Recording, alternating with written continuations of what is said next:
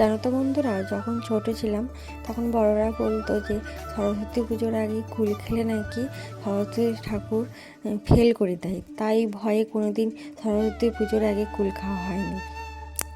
এখন বুঝতে পেরেছি বড় হয়ে এইসব কুসংস্কার। যাই হোক, তাহলে দেখো আমি বসেছিলাম রোদে, একটু টক টক খেতে ইচ্ছা করছিল, ভাবলাম তাহলে গাছে যখন কুল পেকেইছে তাহলে কুল মাখাই করে খাওয়া যাক।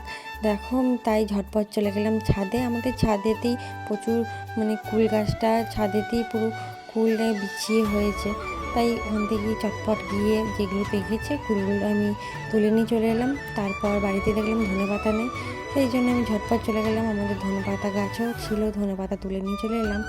লঙ্কাও বাড়িতে ছিল না, তাই গাছ থেকে লঙ্কাও তুলে নিয়ে এলাম। অনেক লঙ্কা হয়েছে, 2টো লঙ্কা দিয়েছি, এত ঝাল হয়ে গিয়েছিল। তারপরে এসে আমি ভালো করে একটু ধুয়ে নিলাম প্রথমে। তারপর ধুয়ে নেওয়ার পর একটা কুলগুলোকে পিস পিস করে ছুরির সাহায্যে কেটে নিলাম, আর ধনেপাতা আর লঙ্কাটাকে ভালোভাবে এই ছুট্টি আর হামল দিস্তির মধ্যে ভালো করে পেস্ট করে নিলাম।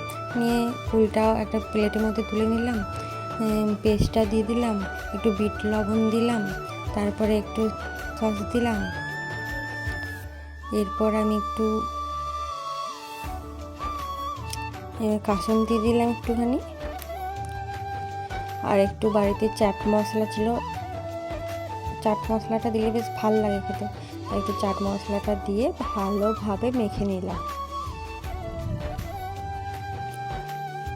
মাখার পর এত সুন্দর লোভনীয় লাগছিল দেখতে, আমার তো এখনই জিভে জল চলে আসছে ভিডিওটা এডিট করতে গিয়ে।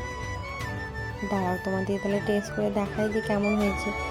আমি খেয়ে দেখলাম, সত্যি খুব ভালো লাগছে। তোমরাও বাড়িতে এরকম করে বানিয়ে খেতে পারো, সত্যি খুব ভালো লাগবে।